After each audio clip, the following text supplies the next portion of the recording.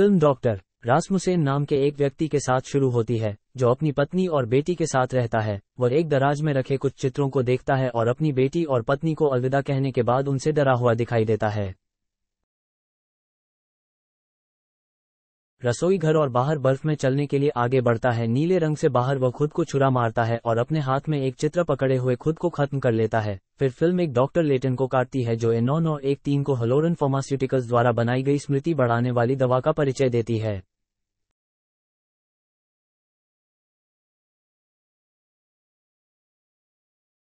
Drugs में उपयोगकर्ता को पूरी याददाश्त देने की क्षमता होती है, जिससे उन्हें अपनी पिछली यादों को फिर से अनुभव करने की अनुमति मिलती है। बाद में वो डॉक्टर जेरम्स नामक एक सहयोगी से मिलता है, जो कहीं और नई A9913 दवा पर काम कर रहा है। अन्ना नाम की एक लड़की नौकरी की तलाश में है।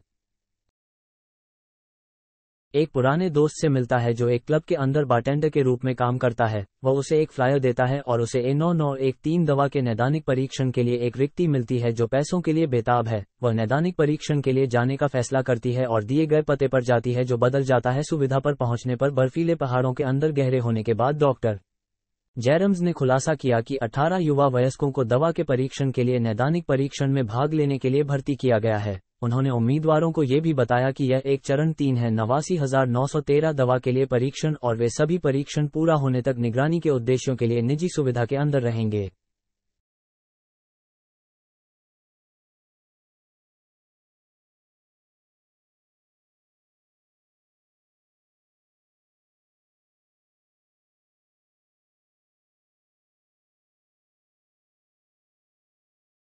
स्वयंसेवकों से अनुरोध करता है कि वे अनुभव की गई किसी भी प्रकार की संवेदनाओं की रिपोर्ट करें और उन्हें अन्य प्रतिभागियों के साथ अपने अनुभवों पर चर्चा करने से मना करें, ताकि वे अपना आधिकारिक परीक्षण शुरू करने से पहले ये सुनिश्चित करने के लिए अपने सभी मोबाइल फोन जब्त कर लें कि वे अन्ना से मिलने के बाद बाहरी दुनिया से संपर्क नहीं करेंगे। उसके साथ ही प्रतिभागियों क्रिस्टन डैन स्क्रैच और मार्कस और उन्हें दवा कंपनी के बारे में नोट्स दिए गए हैं। वे एक नर्स द्वारा देखे गए हैं, जो विषयों की निगरानी के प्रभारी हैं, और उनका नाम कर्टिस है। उनमें से प्रत्येक को उनके रहने की संपूर्णता के लिए उनके संबंधित कमरे सौंपे गए हैं। सुविधा के दौरान डॉक्टर जेरम्स एक कांच की खिड़की के माध्यम से उनका निरीक्षण करते हैं, जब स्टाफ के सदस्य स्वयंसेवकों में दवाओं को इंजेक्ट करना शुरू करते हैं। ये देखते हुए अन्ना अपने फैसले पर पुनर्विचार करती है और पूरे परीक्षण के बारे में दूसरे विचार रखती है, लेकिन अंततः कुछ समय बाद इसके साथ जाने का फैसला करती है। प्रतिभागियों ने पूल में मस्ती की, जबकि मार्कस अंत में ड्रग्स किक के प्रभावों को महसूस करना शुरू कर देता है। उसके पास दृष्टि होती है और वह खुद को स्नूकर खेलते हुए देखता है, लेकिन एक शॉट चूक जाता है जब वास्तव में उसने खेलना शुरू नहीं किया है। मार्कस असली के लिए अपना शॉट लेता है, लेकिन चूक जाता है ठीक उसी तरह जैसे उन्होंने अपने दर्शन में देखा था। इसलिए स्टाफ सदस्य कर्टिस मार्कस को डॉक्टर जेरम्स के पास ले जाता है, जहां वह सब कुछ रिपोर्ट करता है, जो उसने क्रिस्टिन को भी इसी तरह के दर्शन शुरू होने के कुछ समय बाद अनुभव किया, और शौचालय के अंदर बैठे एक अन्य प्रतिभागी को देखा जो वह करने वाली थी प्रवेश करें। हालांकि वास्तव में उसने बाथरूम में प्रवेश नहीं किया है और दूसरे कमरे में बैठी है, लेकिन जब वह वास्तव में बाथरूम के अंदर जाती है तो क्रिस्टिन डेजा वू का अनुभव करती है, क्योंकि वह उसी स्थिति का सामना करती है जैसा कि उसी रात स्टाफ का प्रत्येक सदस्य छोड़ देता है।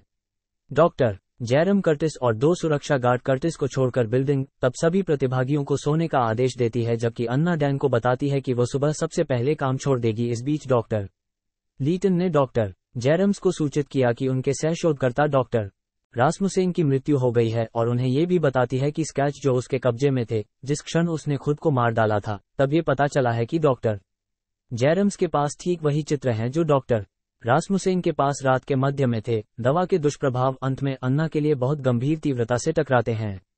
वह जाग जाती है और बाथरूम में प्रवेश करती है जब वह अचानक लड़कियों के कमरे से एक चीख सुनती है, तो वह कमरे की ओर दौड़ती है, केवल ये पता लगाने के लिए कि उसका दरवाजा बंद है। वह गवाह है कि अंदर की लड़कियां खांसने लगती हैं और उनकी आंखों से खून बहने लगता है और धीरे धीरे मर जाती हैं। उनके कमरे के अंदर छोड़ी गई गैस उसे कांच की खिड़की पर खूनी अक्षरों में 5260 नंबर लिखा हुआ मिलता है। हालांकि यह पता चलता है कि यह घटना अन्ना की भविष्य की दृष्टि है, क्योंकि वह वास्तविकता में वापस आती है और खुद को बाथरूम के अंदर पाती है, जहां वह पहले अन्ना थी डरी हुई है, और इसलिए वह अपना सारा सामान पकड़ लेती है और अपने सदमे की सुविधा को छोड़ने का प्रयास करती है। वह अपने कमरे के अंदर बंद है और मदद के लिए बेताब नहीं है। वह दरवाजे पर धमाका करना शुरू कर देती है और स्टाफ सदस्य कर्टिस सहित अन्य प्रतिभागियों को जगाती है, अन्ना को शांत करने की कोशिश करता है और वह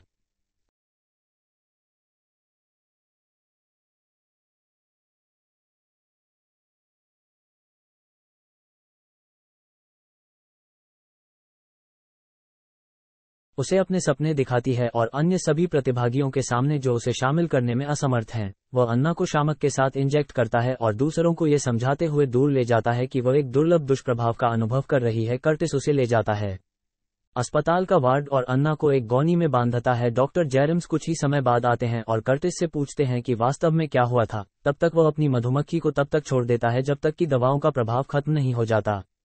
इस बीच मार्कस और क्रिस्टन सुविधा से बचने का फैसला करते हैं क्योंकि उन्हें लगता है कि उनके भविष्य के दर्शन होंगे कैसीनो में पैसा जीतने में उनकी मदद करे। वे गुफा में ठोकर खाते हैं और उन्हें अपने साथ शामिल होने के लिए मनाने का प्रबंधन करते हैं और इसलिए वे तीनों बाद में भागने का प्रयास करते हैं। मार्कस और क्रिस्टन सुविधा से बाहर निकलने का प्रयास करते हैं जबकि डैन अन्ना की तलाश में कई कमरों की तलाशी लेता है। निरीक्षण करने पर वे एक कमरे में प्रवेश करते हैं और पता चलता है कि डॉक्टर दो तरफा दर्पण के माध्यम से उन पर जासूसी कर रहे हैं।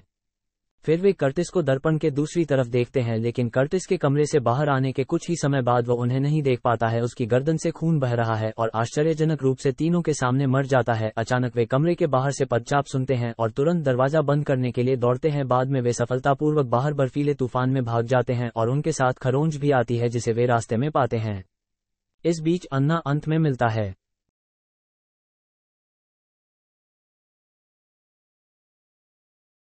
खुद को पकड़ती है और महसूस करती है कि वह एक गन्ने से बंधी हुई है। अचानक उसे गर्भनिरोधक से बचने का एक दृश्य दिखाई देता है और वह फर्श पर एक मृत मार्कस को भी देखती है और फिर डूबती हुई एना वास्तविकता में वापस आ जाती है और जिस तरह से उसने उसे देखा उससे बचने की कोशिश करती है। दृष्टि वह सौभाग्य से खुद को पट्टियों से मुक्त करता है और धीरे धीरे उन चारों के बाहर के अन्य कमरों में अपना रास्ता बनाता है। सौभाग्य से एक कार में मिलता है और प्रवेश करता है और खुद को गर्म करने के लिए हीटर चालू करता है। मार्कस फिर कर्टिस और अन्य को मारने के लिए खरोंच का आरोप लगाता है लेकिन उसका बयानों को डैन द्वारा फटकार लगाई जाती है जो स्क्रैच पर भरोसा करते हैं और फिर सुझाव देते हैं कि वे लड़कियों और अन्ना को बचाने के लिए वापस अंदर जाते हैं। इसलिए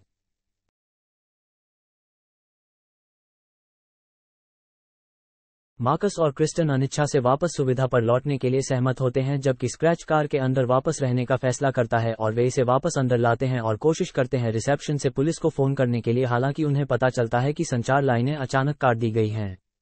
क्रिस्टन ने आगे के निरीक्षण पर इमारत में एक दुर्गंध देखी। डैन को अमोनिया और ब्लीच की बोतलें मिली और उन्होंने निष्कर्ष निकाला कि फॉस्जीन गैस का उत्पादन किया जा रहा है लेकिन नहीं पता है कि फिल्म फिर लड़की के कमरे में कहां जाती है जहां शेष प्रतिभागी दुर्गंध से जागते हैं। फिर वे एना की दृष्टि के अनुसार हिंसक रूप से खांसने लगते हैं और अपने कमरे के अंदर बंद हो जाते हैं।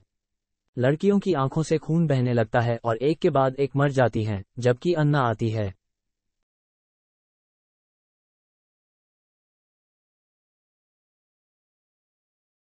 उनके कमरे के बाहर उन्हें मुक्त करने में मदद करने की कोशिश की जा रही है। हालांकि वह लड़की को बचाने में असमर्थ है और बाद में वह तिकड़ी अन्ना को फूट फूट कर देखती है और फिर उसे सांत्वना देने की कोशिश करती है जबकि मार्कस अविश्वास में है। उन्हें जल्द ही पता चलता है कि क्रिस्टन गायब है समूह और वे उसे खोजने के लिए दौड़ते हैं। इस बीच क्रिस्टन को बाथरूम में अपना चेहरा धोते हुए देखा जाता है जब अचानक शौचालय का दरवाजा अपने आप ही खुल जाता है जिससे वह डर जाती है कि यह एक हत्यारा है जो वह एक छोटी सी हैच के अंदर छिप जाती है जो एक सुरंग के रूप में भूमिगत हो जाती है। जब वह चिल्लाती है तो वह तुरंत सुरंग से नीचे गिर जाती है और अंततः कांटेदार तार पर पहली बार भूमि का सामना करती है और उसे घायल कर देती है और तार उसके पैरों और हाथों के चारों ओर बंधे होने का प्रबंधन करती है और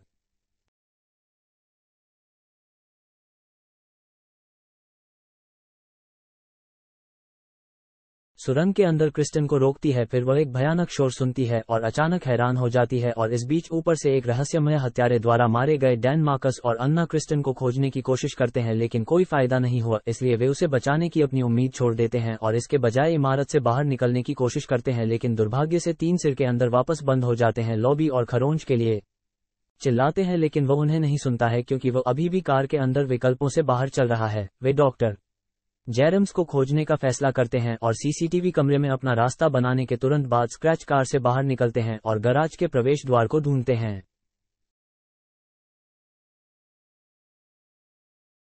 अंदर उन्हें अपने और अन्य प्रतिभागियों के कई अजीबोगरीब रेखाचित्र मिलते हैं। फिर तीनों निगरानी कक्ष में पहुंचे और टेप रिकॉर्ड के माध्यम से जाने पर उन्हें 6 महीने पुराना एक वीडियो मिला जिसमें डॉक्टर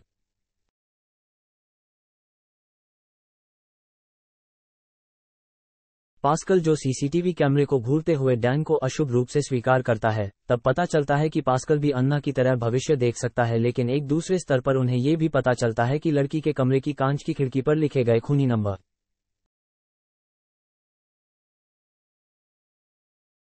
5260 नहीं बल्कि 5 जाने के लिए ये दर्शाता है कि डैन, अन्ना, मार्कस, क्रिस्टन और स्क्रैच गराज में वापस जीवित प्रतिभागियों में से अंतिम थे।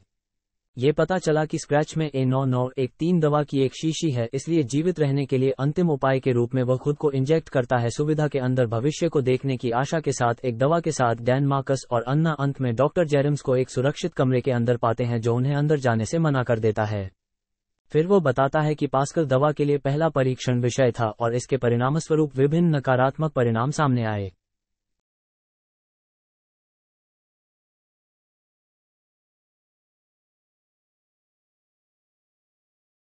इसके बावजूद उस पर दुष्प्रभाव पड़े, डॉक्टर जेरम्स और अन्य शोधकर्ताओं ने उसके शरीर में दवा का प्रशासन जारी रखा और इसके परिणामस्वरूप वह भविष्य में बहुत आगे देखने में सक्षम था, क्योंकि इसके बाद से पास्कल ने डॉक्टर जेरम से बदला लेने की मांग की और यह बदल गया इस उम्मीद के साथ कि वह क्लिनिकल परीक्षण के प्रतिभागियों को मार रहा है, इस उम्मीद के साथ कि डॉक्टर डर के मारे खुद को मार डालेगा।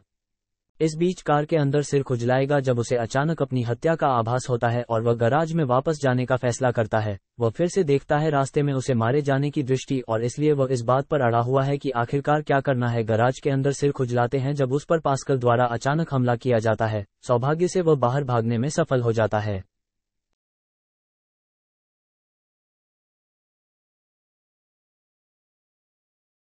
और कार में घुस जाता है। हालांकि पास्कल अचानक उसके पीछे आ जाता है और थोड़ी देर बाद छुरा घोंपकर मौत के घाट उतार दिया गया, ये सोचकर कि अन्ना सभी की मौत का मूल कारण है। मार्कस ने उसके सिर में रॉड से वार किया, जिससे उसके और मान के बीच लड़ाई हुई, जो उसकी रक्षा करने की कोशिश करता है।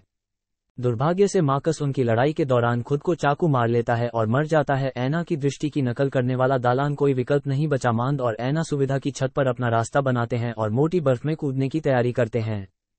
उम्मीद है कि यह उनके गिरने को कम करेगा। डैन उसे नीचे धकेलता है और उसे वापस जाने के दौरान मदद लेने का आदेश देता है। अंदर पास्कल के खिलाफ अपने अंतिम स्टैंड के लिए एना कार की ओर जाती है, जहां उसे खरोंच का शरीर मिलता है और उसके पास से दवा की एक शीशी निकलती है।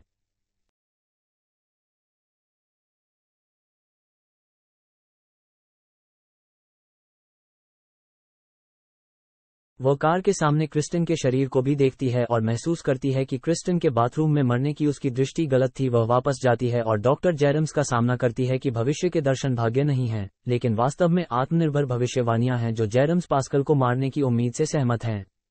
वो खुद को अधिक दवा के साथ इंजेक्ट करती है। इस बीच डैन पास्कल को स्विमिंग पूल क्षेत्र में पाता है और हमला करता है उसे और कुछ ही समय बाद आता है, लेकिन वह बहुत देर हो चुकी है क्योंकि पास्कल मांद में छुरा घोंपता है और उसे पूल में फेंक देता है। पास्कल छोड़ देता है और वह डैन को सुरक्षित कमरे में पूल से नीचे खींचने में सक्षम हो जाता है।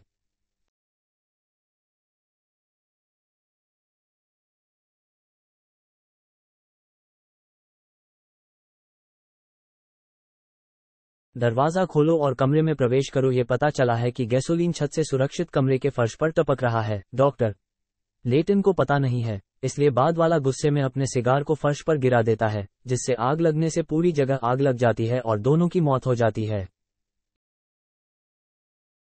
अन्ना एक घायल डैन को सुविधा के बाहर सुरक्षित रूप से ले जाने के प्रबंधन के साथ समाप्त होता है, जबकि पास्कल छत से देखता है और एक पल में गायब हो जाता है।